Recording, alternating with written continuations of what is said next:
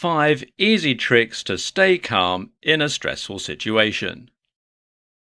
Being able to keep level-headed in a stressful situation is an incredibly powerful gift.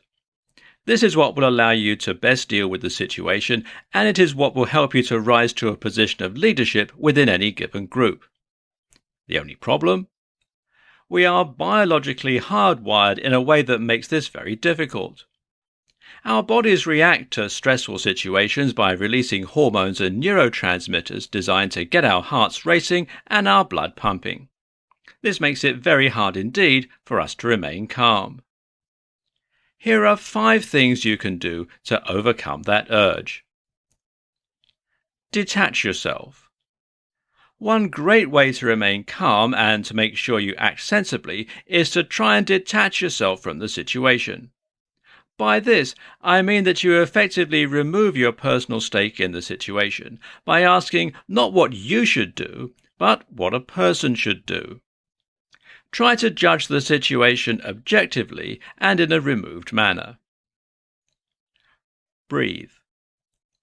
Breathing more deeply and more slowly will bring into action your rest and digest state through the parasympathetic nervous system, and it will counteract some of the physiological changes going on in your body right now. Ask yourself the best scenario.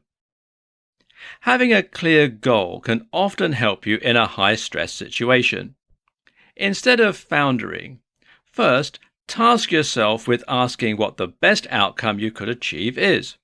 Then, take steps to help yourself get to that point.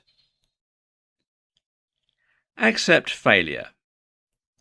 Another thing to do is to accept the possibility of failure and be okay with it. Be okay with being hurt, with making matters worse, or with being shouted at. Very often in a stressful situation, we find ourselves so worried about potentially making matters worse or making ourselves responsible that we end up frozen in indecision. Pick a decision and act on it. So, with that in mind, the final thing to do is simply to take these matters into your own hands. That means acting on whatever it is you have decided to do, and it means not spending any more time considering the possibilities. Our anxiety actually comes from picturing events and specifically picturing the worst-case scenarios. As far as our biology is concerned, this makes it as though the worst-case scenarios were happening. So, instead of thinking, just act.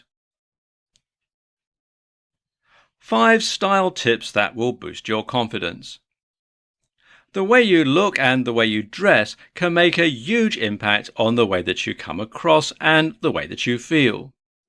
We judge books by their covers all the time, even though we know better, and first impressions are terribly hard to shake. But it goes deeper than that and becomes a matter of self-fulfilling prophecies. If you feel good about what you wear, and if you think you look good, then you will walk taller, speak louder, and generally present yourself in a manner that makes you more impressive. And that changes the way that others react to you and the confidence they put in you. This in turn makes you feel even better about yourself. So it's what you call a virtuous cycle, where one positive change to your outfit can result in a cascade of changes to massively impact how you act and feel. Here are 5 tips to set you on your way. Get a good haircut. And go regularly. This can make a massive difference to your overall appearance. Having long hair with split ends or hair that's just too overgrown to style properly just makes you look a little messy and as though you rushed out of bed. Not a good look. Wear good shoes. Get a good pair of shoes and a good bed, because if you're not in one, you're in the other. Many people judge others on the basis of their shoes, and this is something we wear nearly every day. Invest some more money here than you do elsewhere in your wardrobe. Wear something loud. Guys, every now and then it's a good idea to wear something a little louder, whether that means a white suit or a bright shirt. It says you're confident and not afraid to be the center of attention. And women, try wearing a little red lipstick or some big heels. Again, loud choices make you appear proud of your new look. Fewer, nicer items. It's far better to have a few high-quality items than lots of low-quality ones. People can see the difference. Be comfy.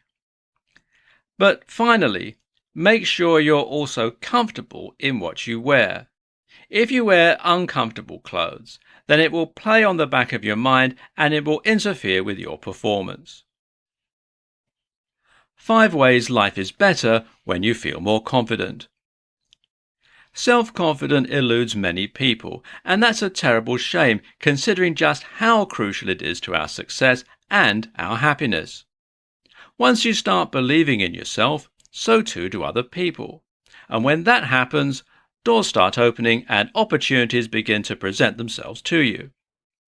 With that in mind, let's take a look at some of the ways that life gets much better once you have rock-solid confidence in yourself. 1. Dating. This is obvious, but being more confident in who you are makes you considerably more successful in dating. Confidence sends a social signal that a person is a good potential mate, and this in turn makes that person far more attractive. The assumption is that they must have something to offer, whether that's resources or just genetic material. This is an unconscious process, of course, but it makes a huge impact in terms of your dateability. And yes, that is a word. 2. Appearance. Believe it or not, being more confident makes you physically more attractive. This happens in countless subtle ways as you take on a more confident body language, and as you start to dress in a more confident way too. 3. Career. Confidence gives you the gumption you need to put yourself forward for things, to take risks, and to speak up. It also gives others confidence in you, which can result in them investing in you more. The result is that you more quickly climb the corporate ladder and become more successful in your own ventures too. 4. Health. Being more confident makes you considerably more happy.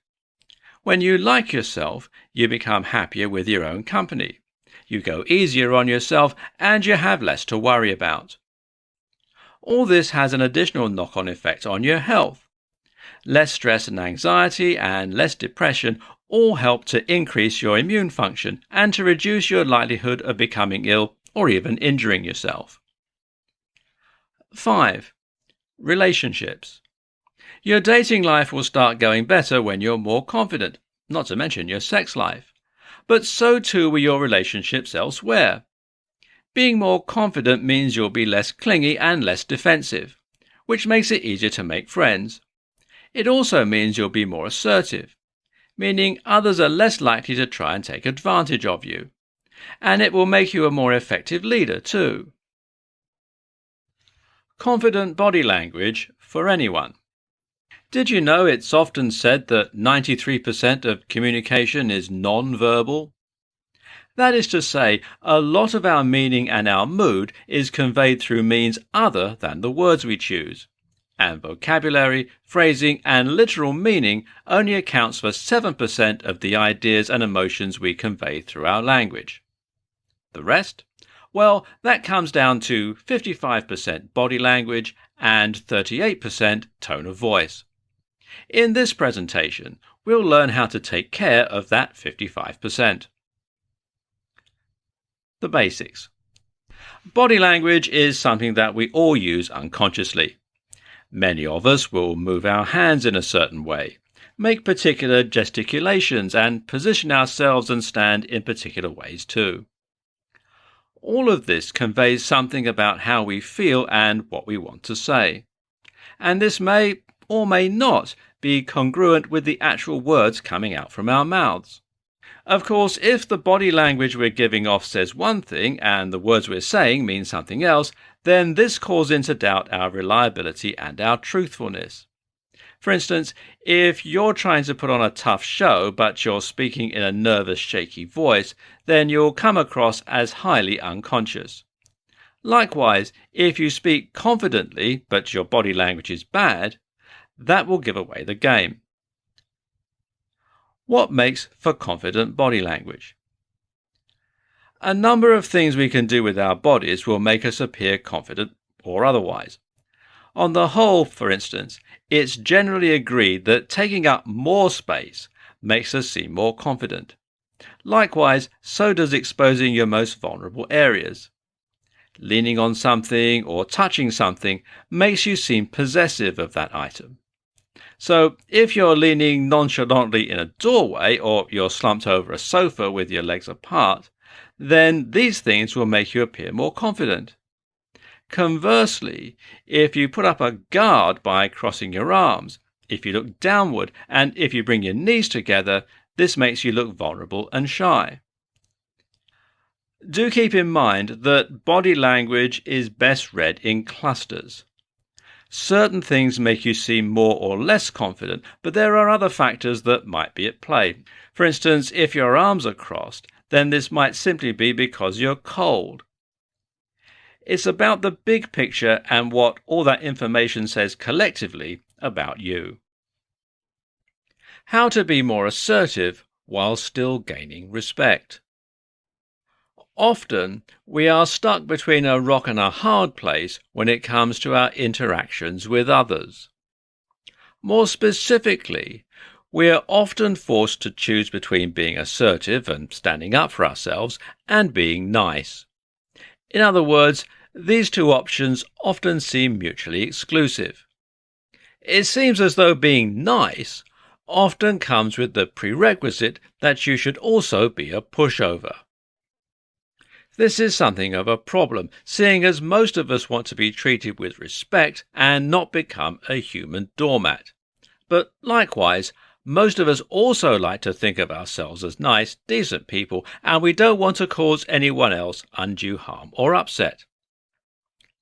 In this presentation, we'll discuss how you can be assertive while at the same time inspiring respect in others. Keep your cool. Assertive is a good word because it's subtly different from aggressive or angry. When you are assertive, you are simply asserting yourself, which broadly means you're stating what it is that you want or how you feel. This is different from being passive or inactive and letting things just happen to you. But it's also different from being angry, aggressive, or explosive. When we lose our cool and shout and rave, we actually come across as a little unhinged and certainly rattled. These reactions do not help us gain respect because they just make us seem out of control. Know what you want. In order to assert, you first need to know what it is that you wish to assert in the first place. In other words, if you're making some kind of point or you're putting the world to rights, then you better know exactly what it is that you're trying to say. Raging because you're unhappy with a situation makes you seem like a whiner or a crybaby. Instead, tell the person who has wronged you what you want and what you expect them to do about it. Don't make excuses. A lot of people will tell you never to say sorry. That's a big commitment, so I wouldn't necessarily go that far. But what I would say is that many of us say sorry too much, and it can actually make us seem a little weak at times. Instead of apologizing then, be willing to ruffle a few feathers sometimes. Be fair, but be firm when you need to be. How to have 100% certainty in your entrepreneurial venture. One of the things that is most responsible for holding us back is a lack of certainty. Now, what do I mean by this? I mean that we unfortunately lack faith in our own ideas and plans, and that in turn prevents us from ever giving them the best chance possible. This is why you often don't work out, and it's certainly why you don't invest time, money, and effort into that entrepreneurial venture. Think about it. You might think of yourself as lazy, or as flaky, or generally as someone who doesn't see things through to completion. But ask yourself how often you take time off work. You go to work every single day and do the things you need to do there every single day, no matter how tired or uninspired you are. And why is that? It's because you have certainty. You're willing to invest that kind of time and effort because you know that you'll get paid every single day. And if you knew that your workouts would get you into incredible shape, then you will be able to hit the gym every single day. We don't because we think we'll give up before it happens, or because we don't trust in the routine or in our own bodies. If you knew that your entrepreneurial venture was destined for greatness, you would find time every day to make it happen. So, how do you know? 1. Redefine success. Rethink what success means to you. Perhaps you don't need to be super rich. Aim for something lower to begin with and be happy to reach that point. You'll probably find that you can be just as happy this way. 2. Follow a blueprint. Being an entrepreneur doesn't always need to mean breaking the mold. In fact, a lot of the most successful businesses simply recycle well-known strategies and well-known methodologies. Open up a high street store. Open up a hair salon. Take a business that you know works and then, do that. 3. Bootstrap. Bootstrapping means that you're going to fund your big picture with smaller and less exciting business strategies. That may mean, for example, that you sell a product in order to fund a much bigger product. Or it might mean selling a service while using the time left over to work on R&D. Oh, and finally, believe in yourself. Believe you can do anything, and you'll be one step closer to making your vision a reality. How to overcome social anxiety easily. Social anxiety is an incredibly crippling condition. Being afraid to speak up essentially renders us voiceless, which in turn means we become passengers in our own lives. We end up with no say about what we do, what we achieve, where we go, or who we become. So, what can you do to start kicking some ass again? Let's take a look at how you can become socially bulletproof. Understand where social anxiety comes from. Social anxiety comes from a desire not to be embarrassed, shamed, or hurt. This is an evolutionary response that is intended to prevent us from making matters worse and to protect us from damaging our own likelihood of survival. When we want to impress someone or make a good impression, we begin to picture all the ways that the interaction could go wrong. And in doing so, we end up triggering a fight or flight response. Only this freezes our ability to make a rational decision and makes us more likely to embarrass ourselves. So, what can you do to prevent this fate? Practice makes perfect. The first objective is to discredit the worst-case scenarios that you're picturing in your head and to start picturing the best-case scenarios.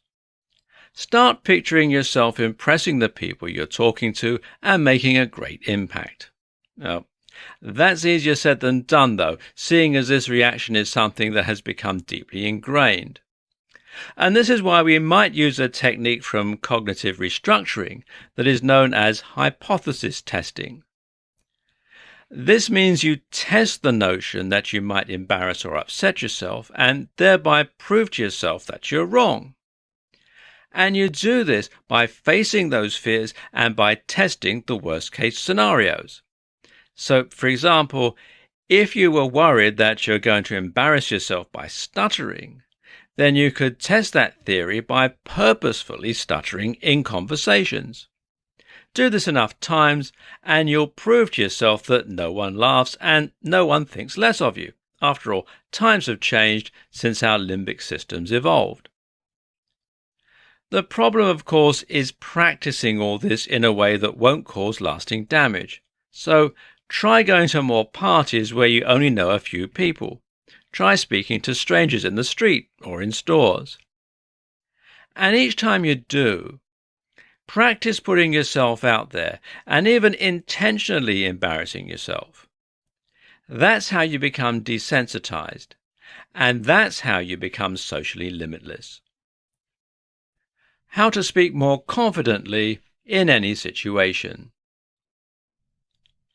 Talking is something that most of us do on a daily basis. As such, most of us will probably say that, for the most part, we feel pretty good doing it. We can talk to our parents, our friends, our partners. But then, when we really need that gift of the gab, it can end up letting us down. This is what happens when we're in a physical or verbal confrontation. It's what happens when many of us go on dates, and it's what happens when we're in interviews. The problem isn't talking. The problem is talking confidently. So in this presentation, we're going to look at how you can always do that, no matter the circumstances. Tip 1. Stand up. The first tip is to fix your body language, and specifically, that means you should stand more erect with your chest somewhat puffed out. Doing this will immediately make you take up more physical space, making you more dominant and helping you to at least seem more confident. At the same time, this will help with the acoustics of your voice and mean that everything you say comes out louder and more clearly. Tip 2. Speak more slowly. The more nervous we are, the faster we tend to talk. This has the effect of making our voice sound higher pitched, weaker, and ultimately less confident. Your job then is to try and overcome this by speaking more slowly. This makes you sound instantly deeper and more confident, and it makes the content of what you're saying seem more considered and trustworthy. Tip 3. Breathe. If you are panicked and if you're shaking, then you will sound nervous. That stands to reason. Try to get your physiological response under control then. The best way to do this is to breathe more slowly and more fully, which will help to get your parasympathetic nervous system back under control so that your heart stops racing. Tip 4. Relax. When you are nervous, the release of hormones and neurotransmitters tends to make you tense up and become more physically anxious. By relaxing, you can counteract this fact and you can loosen the muscles around your throat and vocal cords, making you sound deeper, more powerful, and more confident. And finally, tip 5, make eye contact. Often the best way to become more confident is to act more confident until that becomes a reality. And one of the best ways to act more confident? Make eye contact with whoever it is that you're talking to. Quick ways to boost your confidence. Want to raise your confidence and raise your game? It takes a long time to address the kinds of deep-seated insecurities that lead to chronic low esteem. But that said, there are some things that you can do right now that will have short-term and immediate benefits to raise your confidence. Let's take a look at some of the best. Adopt a power position. Using larger body language exhibits more confidence, but it also actually triggers the release of testosterone and other chemicals that make you feel more assertive, aggressive, and successful. Remember something you did well. Think about the last time you absolutely killed it and try to remember that occasion. Now live in that moment for a while and let it psych you up into the same mental state you experienced the first time round. Work out. Work out makes us more confident in a whole ton of different ways. Not only does working out trigger the release of adrenaline, testosterone, and more hormones that boost confidence, but it also makes us feel good because we've done something productive. Which leads us to the next point. Do something productive. Just doing something quickly that will offer a quick win is a great way to raise confidence too. Make the bed, tidy the kitchen, shoot off a quick email, get something done and feel good about it. Listen to some music. There are a lot of music tracks out there that are built around raising your confidence and self-esteem. Might I suggest some tracks by the artist Stan Bush, which are all about killing it? Spend time with friends. If you have just a little bit of time to build your confidence, then try spending some time with friends or a partner, anyone who makes you feel good about yourself. As a side note, you need more of these kinds of people in your life and fewer of the ones that make you feel worthless. Do something scary. Even better than quickly doing something productive is to quickly do something that you're normally afraid to do. This is an even more powerful quick win.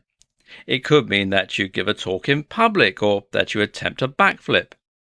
Facing fears ultimately diminishes them.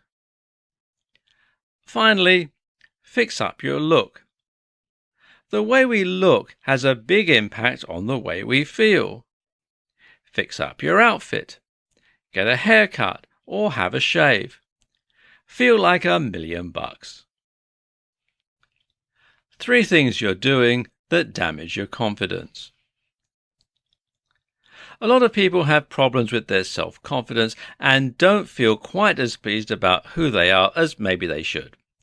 We've all had those days where we feel a bit worthless, and we've all had interactions with people where we felt like we don't belong or weren't as impressive somehow as the others in the group. And often we feel like victims for this reason. We feel as though we've been dealt a bad hand to have such low self-esteem. But guess what? You might also be somewhat responsible.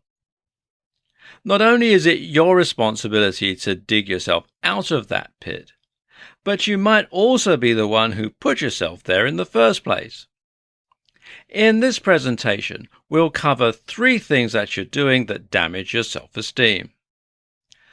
Replaying uncomfortable experiences.